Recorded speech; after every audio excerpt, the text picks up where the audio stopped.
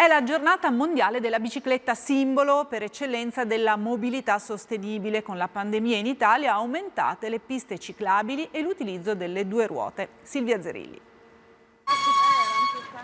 Per anni mezzo di trasporto delle classi meno abbienti, ci girava il barbiere, usata per mestieri o altre funzioni, in sella il prete raggiungeva i fedeli, è stata poi soppiantata dall'auto, ma oggi in città la bici è tornata ad essere un mezzo diffusissimo. Mi muovo solo in bicicletta.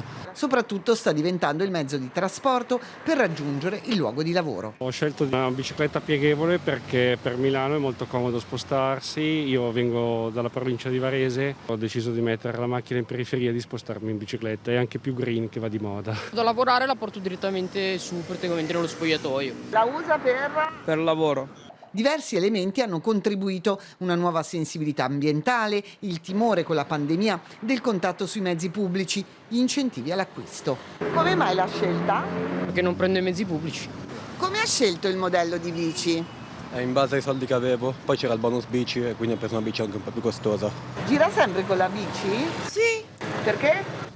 perché è meglio con questo Covid. Milano si conferma in Italia, secondo il rapporto di Legambiente dedicato all'epoca Covid, la città che ha saputo realizzare le cosiddette ciclabili leggero di emergenza, ben 35 chilometri nel 2020.